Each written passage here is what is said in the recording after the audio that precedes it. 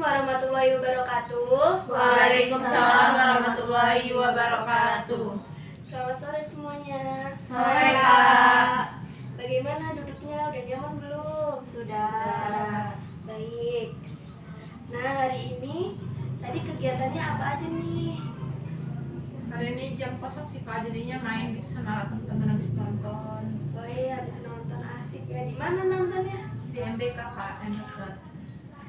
Habis kuliah aja Kak. Kebetulan saya hari ini kuliahnya full banget Kak, ada 3 mata kuliah, 3 SKS semua, jadi Masya Allah sekali ya, pusing hari ini. Kalau aku hari ini karena free, terus hari ini juga males masak, jadi aku tadi langsung makan. Habis dari makan Kak? Sama, ini cari makannya bareng. Enggak, sendiri sama itu. Oh, sendiri. Nah, ada pepatah bilang tak kenal maka tak sayang. Jadi kita perkenalan dulu ya dari mbaknya. Perkenalkan, nama saya Evi Septriani, asal saya dari Lampung Selatan, daerah saya Kalianda.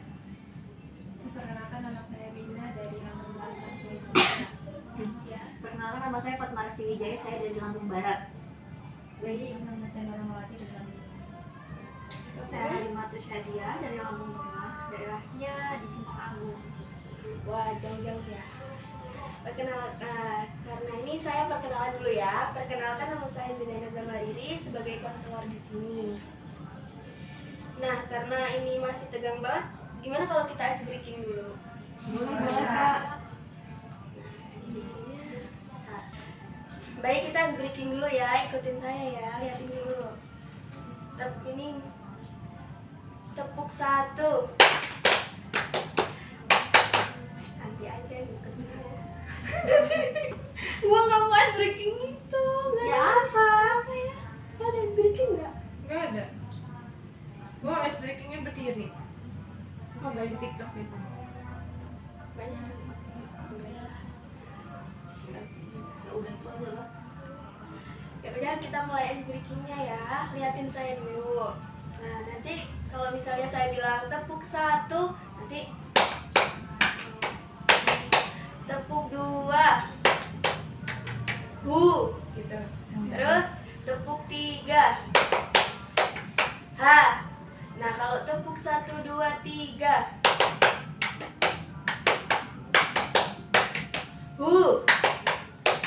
ha, gitu. Nah, ini buat melatih fokus ya. Nah, yuk. Tepuk 1, tepuk 2,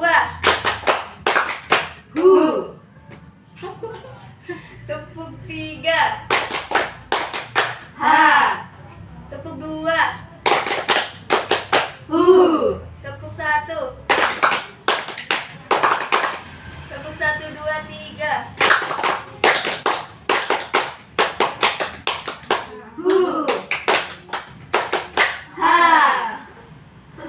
Balik gitu ya, bukan. Baik. Nah, sekarang teman-teman udah pada ini belum pernah melakukan sesi konseling kelompok? Belum. Nah, kalau belum berarti teman-teman belum tahu ya apa itu sesi konseling kelompok. Belum Kak. Nah, di sini saya akan menjelaskan terlebih dahulu. Jadi, sesi konseling kelompok itu adalah saya sebagai konselor di sini akan membantu teman-teman untuk menyelesaikan masalah teman-teman. Jadi, kita akan menyelesaikan masalah dari misalnya nanti kita pilih salah satu, kita selesaiin secara bersama-sama ya. Nah, dalam sesi konseling kelompok itu ada beberapa asas. Asas yang pertama ada asas kerahasiaan, yang dimana kita akan menjaga rahasia permasalahan satu sama lain. Jadi nanti kalau sudah mulai atau sudah berakhir, kita tidak boleh, intinya nggak boleh cerita ke orang lain, cukup di forum ini aja. Nah, yang kedua ada asas keterbukaan. Jadi kalau ada masalah apapun diutarain aja, nggak usah ada yang ditutup-tutupin lagi. lagi.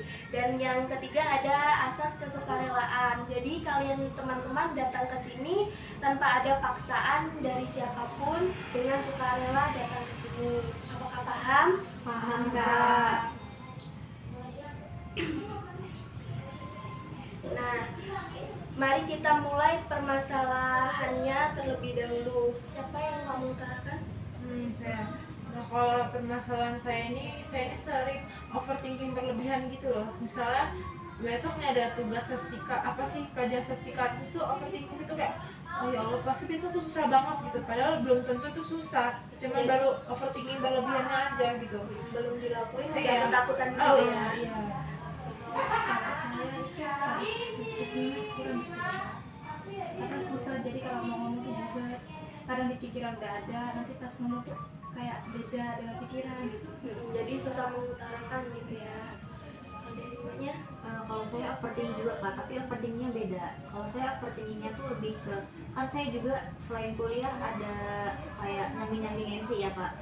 Saya udah sering tuh MC segala macam, tapi di saat sebelum MC-nya atau malamnya saya tuh pasti overthinking berlebih banget, jadi kayak bisa nggak ya, padahal tuh udah sering gitu loh, udah sering apa namanya nge-MC segala macam, tapi tetap overthinking itu nggak bisa dihilangin. Jadi setiap malam pasti kayak apa, sesuai ekspektasi nggak ya, bagus nggak ya, selalu kayak gitu sih Kak. Tetap kurang percaya diri berarti ya.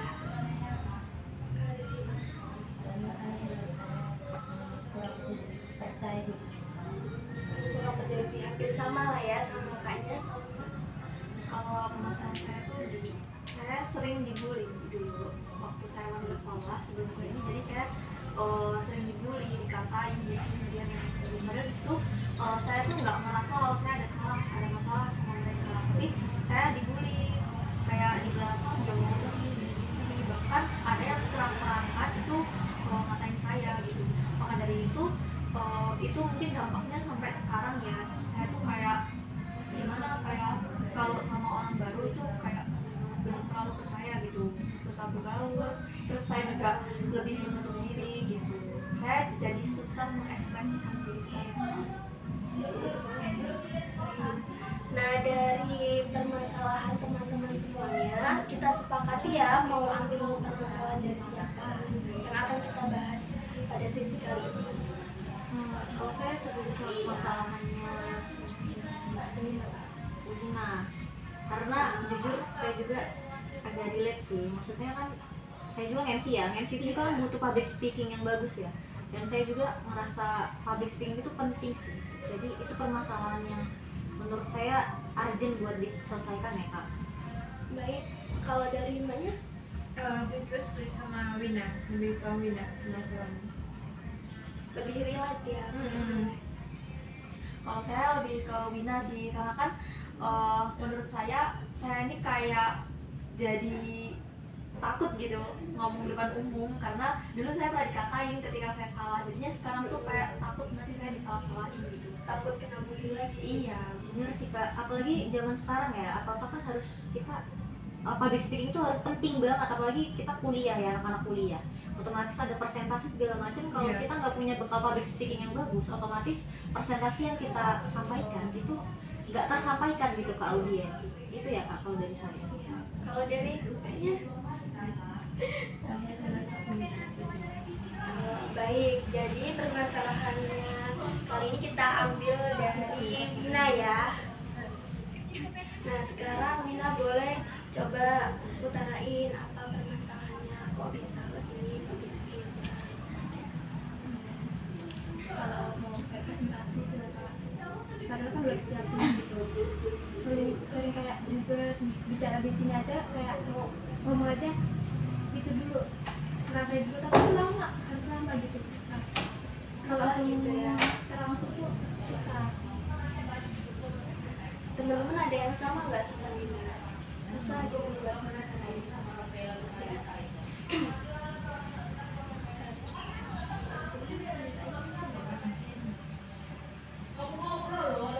Nah, dari permasalahan Wina ini, teman-teman ada solusi nggak buat Wina? Ada. Kalau saran dari saya itu, menurut saya itu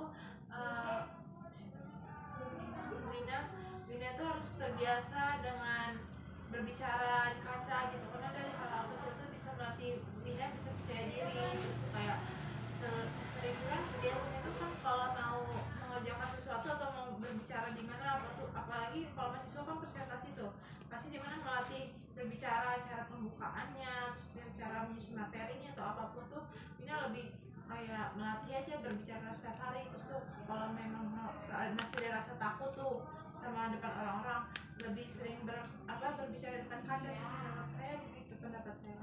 Jadi Mina harus lebih banyak latihan lagi ya.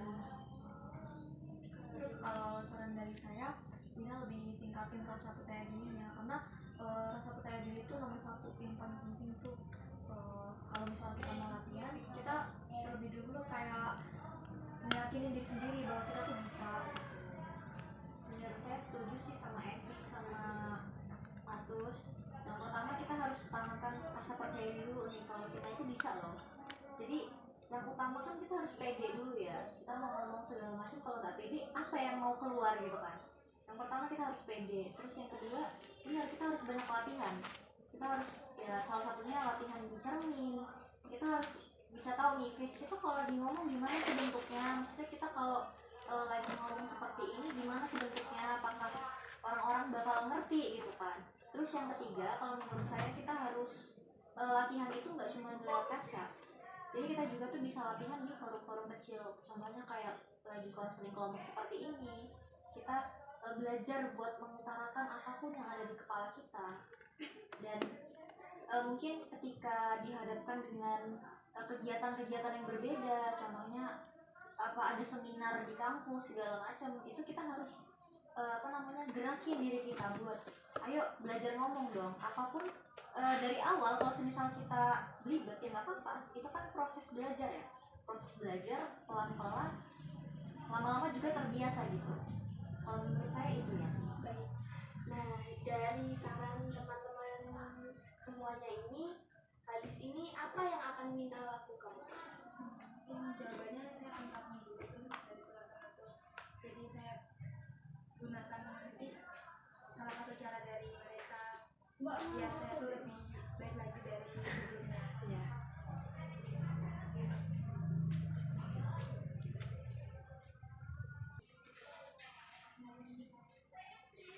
Nah, apakah teman-teman memiliki pendapat lagi untuk Mina?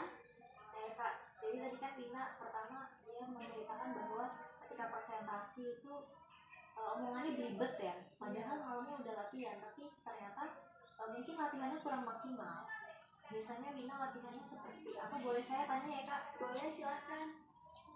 Mungkin kayak membaca, tapi membaca itu cuma sebentar sih Kak. Jadi cuma mereview materinya aja ya? Iya, pas lagi mepet jam itu membacanya. Karena mungkin itu enggak sih Kak, cuma seringnya ketiduran gitu. Jadi kalau pendapat saya ya Kak, izin pendapat saya mungkin pada saat besok ingin presentasi, kita malamnya itu harus latihan dulu, dibaca dulu materinya seperti apa. Kita kalau cuma sekedar membaca tapi kita tidak paham, kan tetap aja bingung apa sih yang mau dikeluarin gitu kan.